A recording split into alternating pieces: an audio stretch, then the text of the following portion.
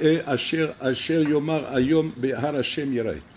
Donc là, on parle de la Kedah et qu'Abraham Avinu a appelé le Makom Azé Yirat Hashem. Parce que là-bas, quand je brouille, il a dit Ata Yadati ki ele Elokimata. Et donc il a compris que c'est là-bas le Kavechol, la Madrega, Tsuma qu'il a atteint là-bas, qui est ce que Hashem vient de lui dire, qui Ata Yadati ki ele Elokimata. Maintenant, la question qui se pose comme ça, c'est qu'Abraham Avinu, la réaction qu'il a eue par rapport à la Kedah, comme ça ramené dans le Midrash, c'est que simplement par rapport à ce que Hachem lui a promis qu'avec Israël tu auras une descendance, et que maintenant tu me demandes de le prendre et de le tuer, de l'amener en Akedah. C'est cette stira qui dérangeait Abraham Avinu. Adavarazé. Le mashouacher. Rien d'autre.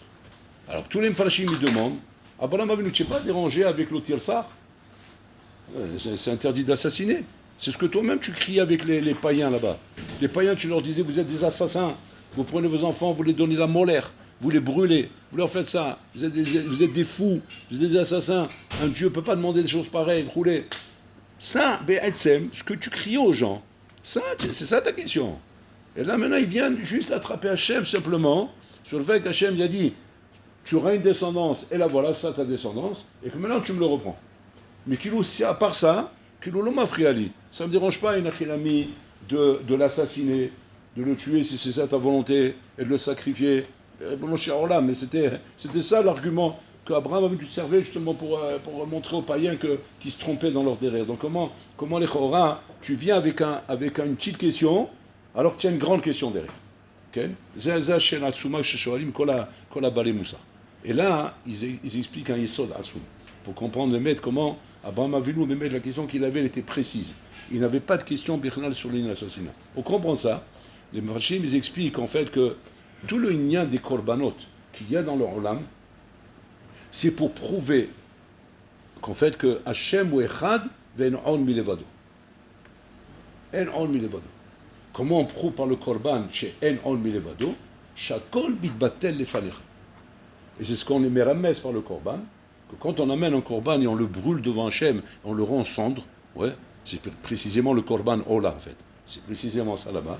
Que ce korban venait pour montrer dans la cérémonie du korban comment Akol mitbatel devant Hashem. Akol mitbatel. C'est-à-dire que si tu viens demain par exemple me dire et ma parnassa, en ol milevado atabatel. Et ça, batel, et ça, batel, et ça, batel. C'est-à-dire que ça veut dire que rien ne tient devant lui.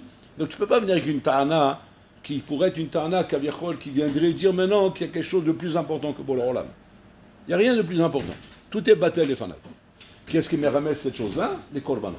Donc le korban servait, quand un juif il allait au Beth Amikdash, il amenait un korban, ça lui servait à comprendre ça. Donc le Gaon de Vilna il disait, il sortait du Beth Amikdash avec un hizouk atsoum sur Yichud Hashem, chez En On Milevado. Et le bonhomme, à partir de là, il savait mettre de côté tous les hargashot, les sentiments, les pradim, les marsomim, les sfekot. Il sortait de là-bas comme un gibor du Beth Amikdash. Comment? En ayant vu les korbanot. Atsoum, tu as vu une vache comme on l'a brûlée sur le misbéa, ça t'a fait un moussin comme ça? Oui, parce que j'ai vu effectivement akol mitbatel ifna Hashem, akol batel ifana, el mitsiou devant Hashem. Voilà ce qu'il a compris du korban. À partir de ce yesod qu'on apprend dans le korban, la question se pose comme ça. Et l'homme, qui est le principal qui doit être mitbatel devant Hashem, pourquoi un korban chez l'Adam? Pourquoi on n'est pas makrim un homme? Parce que lui aussi doit être annulé devant Hashem. C'est pas que la vache qui doit être annulée ou le chien là-bas. Et toi aussi tu dois être annulé. Alors il y a un ami qui a un moussak de korban de l'homme, qu'on prend l'homme et on le sacrifie. Et c'est ça le taout qu'ils ont fait les païens et les avodah avodazara. Qu'ils sont partis d'une idée vraie, qui est qu'on doit arriver quand on a une divinité devant nous, un Dieu devant nous qu'on respecte et qu'on dit qu'il est le Dieu de tout, et qu'un rend Melevado, on doit tout annuler devant lui. Et eux, ils sont partis jusqu'à dire, même l'homme, on doit l'annuler devant Hachem, devant Dieu, et c'est pour ça qu'ils sont arrivés à cette erreur. Abraham Avinu, un d'avoir casé. L'homme, non. Alors je ne comprends pas. Les Chora, ça va être une stira alors. Si tu me dis que je fais le korban de l'animal pour amener l'homme à comprendre qu'on est annulé devant Hachem, mais que l'homme on l'annule pas devant Hachem, parce que c'est un être humain et là-bas, c'est un meurtre, ça va être une stira. Donc c'est-à-dire que tout ce que tu as cru comprendre du korban, tu vas l'annuler par le fait que tu dis je donne pas un korban à un Ben Adam. Ça veut dire tu vas commencer à dire quoi? Ah Ben Adam, c'est une mitziout. C'est une mitzvah. Il y a Hachem, il y a le Ben Adam, voilà, et bon, ils sont égaux tous les deux. D'abord, arrête pour le Korban vient justement pour ça, pour que toi tu comprennes qu'on est battel devant Hachem. Si c'est comme ça, la meilleure chose à faire pour montrer qu'on est battel, ben, c'est d'être makriv le Ben Adam, pas le chien ou la vache.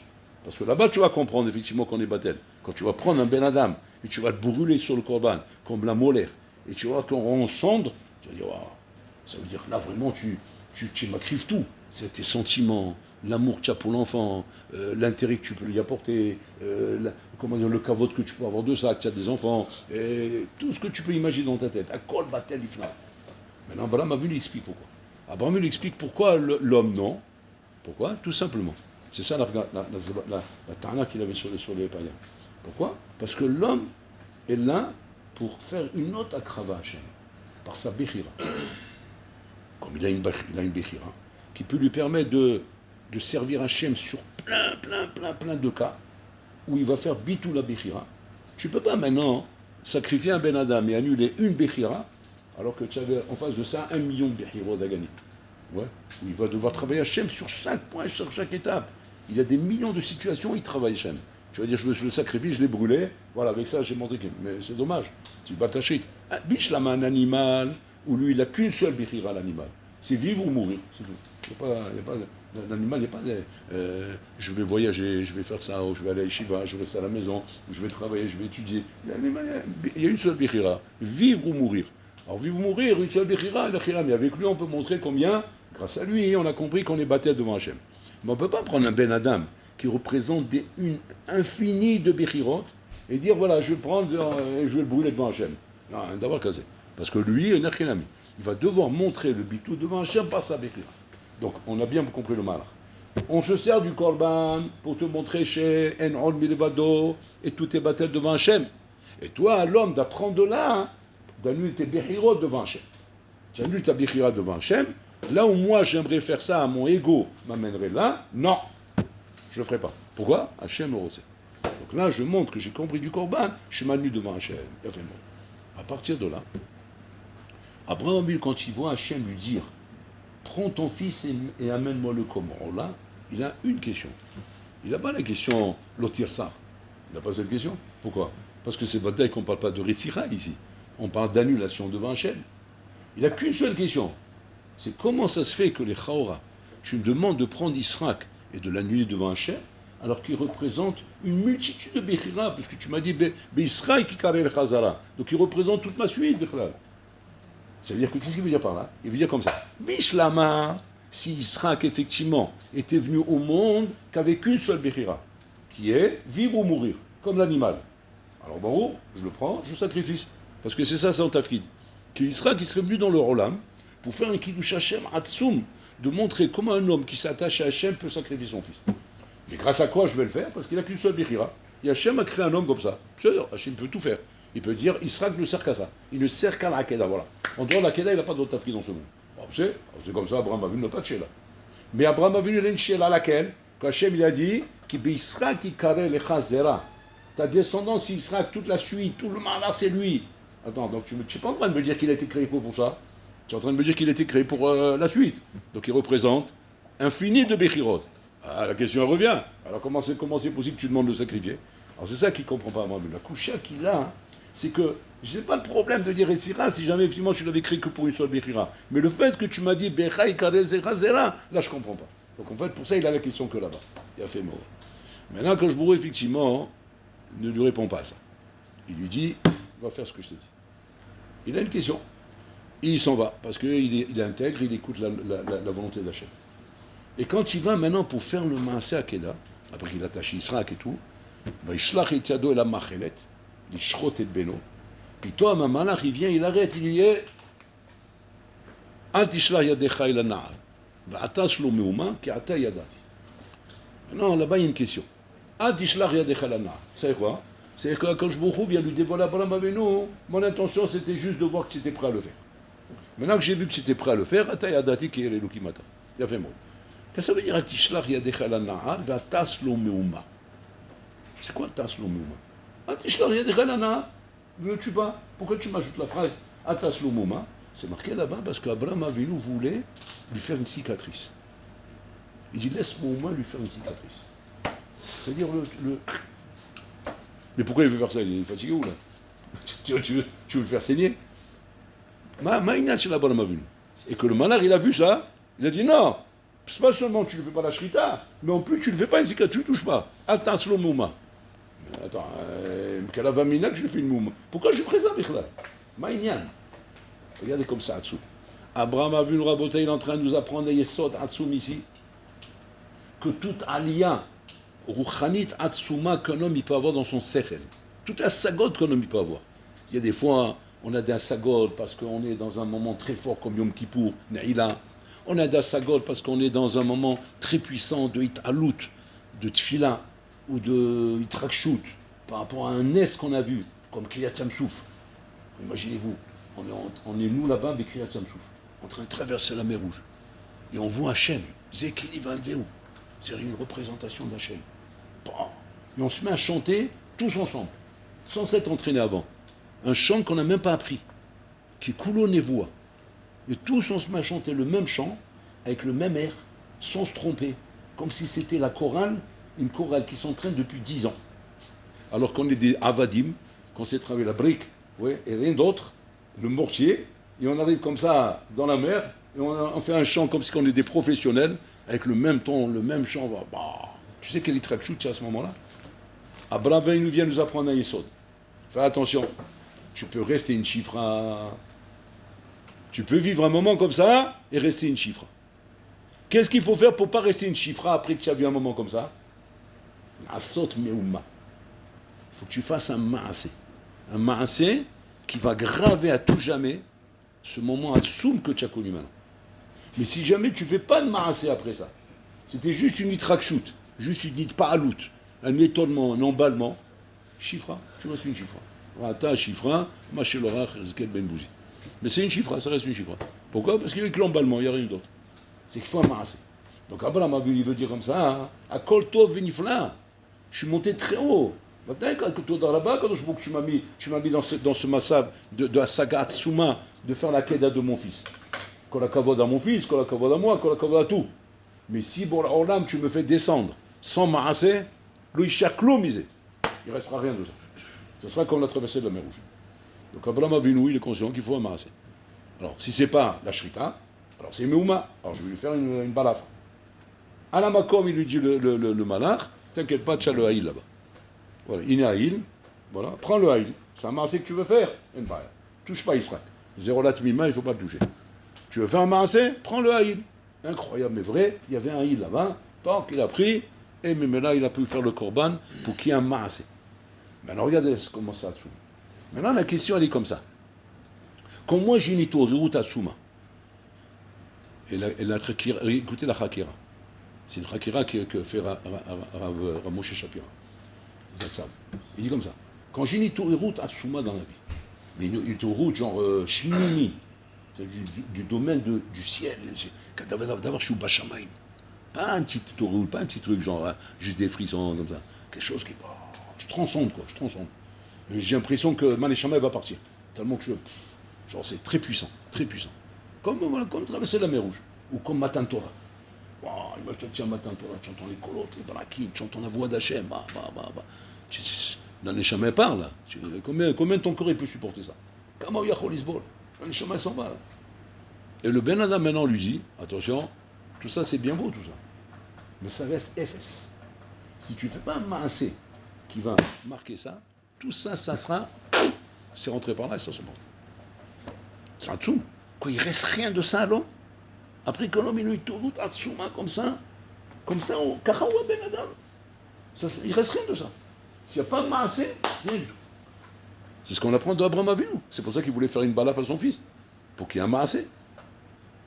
Alors maintenant, écoutez la Hakira. La Hakira, elle est comme ça. Comme maintenant, il a khilami, je fais un maasé. D'accord? Je fais un maasé. Quel maasé? Maasé katan. Parce que c'est ça le chidouche. Le chidouche, on ne te demande pas de faire un maasé qui soit à la hauteur de la saga. Tiens, une saga ici, on va dire, pour que vous compreniez un peu l'idée. Tiens, une saga qui représente, Rabotai, 1 million de mégatonnes. C'est pour montrer une idée, quoi. Genre, un truc immense, quoi. Maintenant, on te dit, fais un maasé pour retenir cette saga. Ok. Quel maasé tu fais? Bon, je prends le haïl et je lui fais la shrita. Qu'est-ce qu'il représente lui en mégatonnes le haïl par rapport à la Kedah de Israq? Il représente 1 kilo.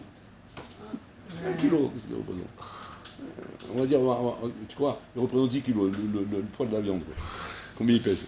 Voilà ce qu'il représente par rapport au massé d'Israël Avinu, que là-bas c'est 1 million de mégatonnes. Parce que là-bas c'est un Ben Adam, c'est Israël, c'est la belle quoi. Et là tu fais, bon, tu as fait ça. Alors maintenant tu me dis quoi? Abraham il m'apprend hein, que quand j'ai une saga Hatsuma comme ça, il faut faire un petit massé. Ah ben c'est non mais t'arrêtes. Parce que moi ce que je veux c'est retenir la saga. Tu sais, j'ai fait un petit massé, mais je resterai avec une petite asaga qui est au niveau du massé que je viens de faire. Donc où est-ce que je vais imaginer qu'en faisant un petit massé comme ça, je vais arriver à la madriga de la saga? Abraham Avinu Mechadesh Lanu Isepa Akeda. Que quand maintenant tu as une saga Atsuma, ça peut être en lisant un moussard, ça peut être en écoutant une musique, ça peut être en ayant un sentiment d'amour pour Hachem que tu exprimes pitom en étant tout seul quelque part. Ça peut être en ayant vu quelque chose. Ça peut être que tu as entendu quelque chose. Plein de choses dans la vie, Rabota, il peut créer une saga chez un Ben Adam. Une élévation à Tsuma. Maintenant, le bonhomme, on te dit, tu fonces et zemaïr. Comment? T'as ces maasé. Et ces maasé, nous, moi. Un petit maasé. C'est-à-dire, mais le maasé ne sera jamais là au niveau de ma saga. Le Abraham Avinu vient nous apprendre tout. Parce que la Akidat Israq, c'était quoi en fin de compte? C'était un haïl. Parce qu'Israël, on ne l'a pas tué. On n'y a même pas fait de balaf. On n'a rien fait du tout. C'était tout stam, comme ça, une asaga, mais qui n'a pas été réalisée. Et qu'en fin de compte, quel est le maasé qui nous est resté de là-bas? Le bouc. Mais comment on appelle ça? Akedat Israq. Satsoum. C'est que le bonhomme Rabotai, il est maintenant en train de faire un maasé par rapport à son asaga, qui représente 1 million de mégatonnes. Et le maasé qu'il est en train de faire, c'est un petit maasé de rien du tout. Ce maasé de rien du tout, Rabotai, il est compté Bachamaïm comme ta saga d'1 million de mégatonnes. Vous vous rendez compte ce que ça veut dire? C'est ce qu'on apprend de la Hakela. C'est puissant, on ne se rend pas compte. On ne se rend pas compte comment Mazé croire chez le Mazé. Croire chez le Mazé. Qu'avec un petit Mazé de rien du tout, maintenant j'ai une route, vite, vas-y faire un Mazé, va faire quelque chose, ne va pas perdre ça. C'est Haval Alecha. Tu dis, bah après on verra après. Chez Mishmo, il me l'a rechavé ma taille. Il faut vite réagir, vite faire quelque chose, un petit Mazé. Quelque chose qui va te permettre maintenant de faire descendre cette asaga Ba'olam Asiya et de la voir maintenant, l'iknot autant. C'est Atsoum. Et Kacha Adam Mitale Bemadayot. C'est comme ça qu'un homme il monte de niveau. Donc on ne monte pas de niveau rabotaille par des asagot en elles-mêmes. Parce que les asagot, elles n'ont pas de fissa, tu les attrapes même pas. Ce sont encore des choses qui voltigent dans l'espace. Ouais. Et par quoi on grandit? Par des maasim. Mais des maasim rabotaille qui sont disproportionnés, qui sont en exponentiel grâce rabotaille au asagot. Donc des petits maasim avec des grandes kavanotes. Ces petits maasim de kavanot te donnent dans Minachilim des grands maasim.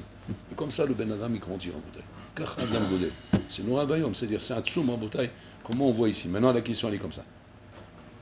Ah ben pourquoi, quand je ne l'a pas laissé faire Abraham Avinu, de faire la shrita de Israël Avinu?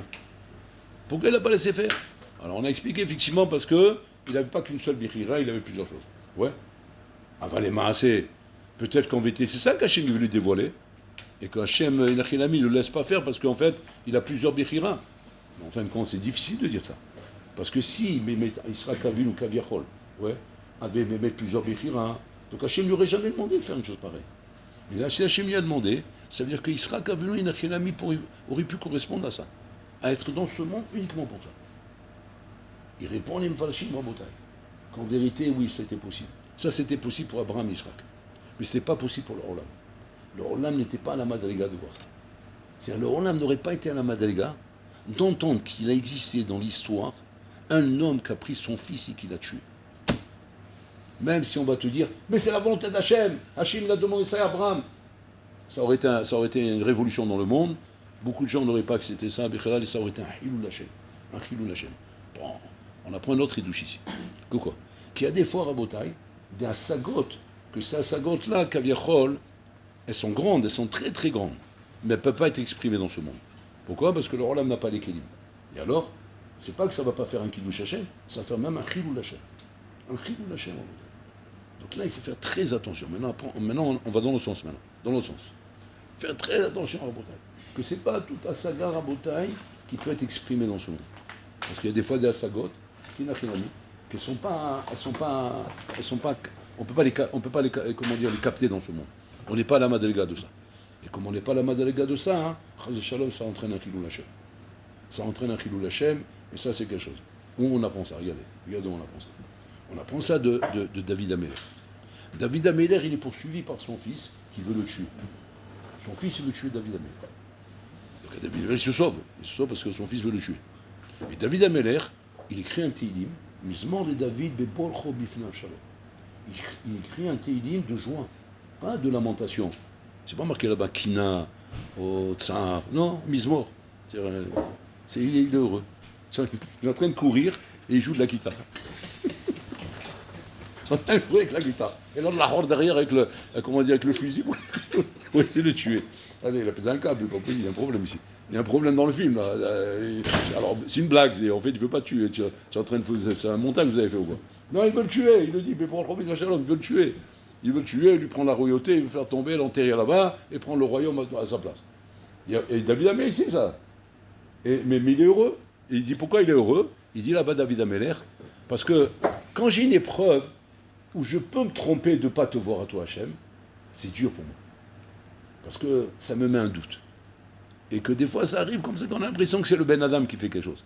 Ou bien c'est la situation qui me fait ça. Mais quand tu m'envoies une épreuve pour le Olam, où je ne peux pas me tromper, ça peut être que toi. Ah, combien je suis heureux de ça. Alors il dit comme ça. Si c'était Amalek qui me court derrière, je peux me tromper. Parce qu'Amalek, il me haït. Si Hamas qui me court derrière, je peux me tromper. Parce que Hamas, il me haït. Mais je sais que cette haine, elle existe chez eux. Comme un Ben Adam, je peux faire l'erreur de croire. Non, c'est Hamas qui est méchant. Alors que je dois me dire, non, Hamas n'existe pas. Hamas, c'est Akadosh Baruch Hu. C'est le bâton avec lequel il me frappe. Mais maintenant, moi, je me perds là-dedans. Parce que voir Hachem et dire que c'est Hachem qui fait ça, oh, j'ai du mal. Oh là, j'ai du mal dans ces preuves. Mais c'est comme ça. Mais j'ai du mal. Et très vite fait, mes rigachotes reviennent dans le safek. Je me sauve et je retombe. Je monte et je tombe. Je monte et je tombe. Mais j'arrive pas à me sortir de ça. Pourquoi? Il dit David Améler. Parce que j'arrive pas à te voir clairement. Je sais que c'est toi, mais tu es trop maquillé, tu es trop caché. C'est trop moustard. Alors il dit, David Améler, bon là, tu serais sympa quand tu me donnes les épreuves que je vois que c'est toi. Et où est-ce que là il voit que c'est Hachem? C'est son fils qui lui court derrière. Son fils, qu'il aime, à qui il a tout donné, David Améler. Son fils, il court derrière. Arevada yadoua, sheyesh rahmanout aba ala ben veben ala av. Shama ze makom rahmanout. Là-bas, tu peux pas dire c'est Hamas, c'est son fils qui l'a amené au monde. Donc yesh rahmanout. Comment pitom ici, quelque chose qui est au massab le plus rahman, ouais, tu vas dire celui-là qui est le plus rahman est en train de poursuivre pour te tuer? Ça, c'est Hachem. Ah, là, c'est clair que c'est Hachem. Là, c'est clair. C'est-à-dire, si genre demain, tu me vois en train de te courir derrière pour t'étrangler, ouais, alors tu sais que je suis ton rave et que je t'aime, là, tu vas chanter, tu vas prendre la guitare et tu vas commencer à chanter. Tu vois, voilà, maintenant, il veut m'étrangler, qu'est-ce que je suis heureux. Tu me dis, tu es fou, mais il a pété un câble, il va t'étrangler. Impossible. Et là, c'est Hachem qui fait ça. Parce que justement, c'est pas possible que lui fasse ça. Il a battu que c'est Hachem. Alors là, je suis heureux. Si c'était Barmenana, Hamas qui est rentré à Barmenana, là, ouais, j'aurais eu du mal. Mais là, Vadaï. Regardez bien ce qui se passe. Regardez ce qui se passe. Maintenant, David Améler, il voit ça, il vit ça comme un moment très fort dans sa vie. Il écrit un Teilim. Mais à un moment donné, David Améler, il s'est dit, attends, il y a un problème.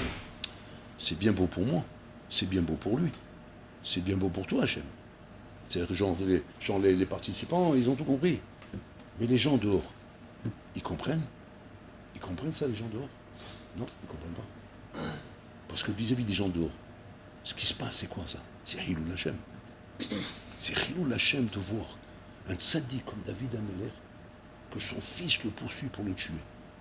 C'est ça, les tzaddikim? C'est ça la bouche dans laquelle ils vivent? C'est ça la Torah? C'est à ça qu'on arrive avec la Torah? Que demain tu vas avoir un fils qui court derrière pour t'étrangler? C'est Asrar chez la Torah? C'est Hilul Hachem. On peut pas. Déjà, ça dit vers Allah, on a du mal. Alors ça, bébé, on ne comprend plus rien. C'est tellement moustard que mamash. Alors toi, David Améler, tu es bégalouille. Mais nous, on est Bester Gamour, nous, dans cette histoire. Vous vous rendez compte? Qu'est-ce qu'il fait David Améler? il fait Avodazara. Il se prosterne dans Avodazara pendant la course. Ou Avshalom le poursuit derrière. Tous les Mfarachim demandent, mais pourquoi il fait ça, David Ameller? Tout ça, pourquoi Rabotai? Pour enlever le Chilul Hashem. Et qu'on puisse comprendre pourquoi il me poursuit. Parce qu'en vérité, je ne suis pas un sadique. Je suis un racha. Je fais un Avodazara. Et voilà comment maintenant c'est justifié qu'il me poursuit. C'est-à-dire, qu'est-ce qu'il fait? Il retourne la situation pour qu'il n'y ait pas de Chilul Hashem. Regardez comment c'est Hatzou. Regardez comment les sadikim, comment ils font les cheshbonot, Rabotai, Chilul Hashem, Kiddush Hashem, où ils sont, Rabotai, dans les cheshbonot. Et ça, Rabotai, c'est les deux pannes qu'on apprend ici. Quand Abraham Avinu, il voulait absolument faire la Keda, ou bien là, saute le Mouma, bon alors là, midi ne fait pas ça, c'est Chilul Hashem. C'est Chilul Hashem parce que les gens ne vont pas comprendre. Par contre, la seule chose que tu peux faire, c'est quoi? C'est prendre le Haïl. Ah, mais en prenant le Haïl, j'ai atteint la Keda, il dit Vadaï, parce que ce Maasé, c'est le Maasé de la saga Pshai. Ça, c'est d'un côté. D'un autre côté, il ne faut pas non plus que la saga, en elle-même, soit quelque chose qui entraîne à Chilul Hashem. Et dans ce cas-là, bon, ça c'est des madrigaux très hautes, Rabotai. Le tzaddik à ce moment-là, qu'est-ce qu'il fait? Il prend sur lui, Rabotai, pour ne pas tomber dans le... C'était le maasé qu'il avait essayé de faire Moshe Rabbeinu quand il a frappé le rocher. Quand il a eu peur qu'ils n'étaient pas là, Madriga, de voir un S pareil en parlant avec le rocher, et que peut-être l'eau, elle ne va pas sortir, et que là, il y aura un Chilul Hashem. Donc qu'est-ce qu'il s'est dit Moshe Rabbeinu? Il a dit, bon, je vais frapper, et que si l'eau ne sort pas, ils diront, c'est parce que moi, je n'ai pas écouté l'ordre d'Hachem, mais la faute, elle sera sur moi, pas sur Hachem. Donc il a pris sur lui. Mais en fin de compte, ce qu'il s'est fait, il s'est fait éclater. Alors tu vas dire, mais pourquoi? Alors David Ameller ne s'est pas fait éclater quand il a fait ça. Parce qu'Hachem a vu combien il a fait ça, l'Hachem Shamaim. Donc c'est Aver Alishma. Mais à Moshe Rabbeinu aussi, c'est Aver Alishma. Pourquoi lui, tu es pas Mizaka Auto? C'est pas pareil. Parce que Moshe Rabbeinu, il avait une névoie. Une névoie de parler au rouge. Et pas de le frapper. Donc là-bas, il dit à Koshbourou, ne rentre pas dans les cheshbonot quand je t'ai donné une névoie. Quand je te donne une névoie, rentre pas dans les cheshbonot. Tu dois faire à la laisse ce que je te dis de faire. Fais pas des cheshbonot. Moi, je voulais sanctifier mon nom comme d'une manière, tu m'as embrouillé les choses. Tu avais de bonnes kavana, mais pas de kavanot. Il n'y a pas de kavanot quand il y a une névoie. Alors que David Ameller, là-bas, il n'y a pas de névoie. Là, c'est lui avec lui-même. Alors là-bas, oui. Là-bas, tous les coups sont permis. C'est-à-dire qu'on voit ici en masse comment les cheshbonot, ils sont atsoui, mon pote. Quand c'est névoie, quand c'est pas névoie, chez Marie nous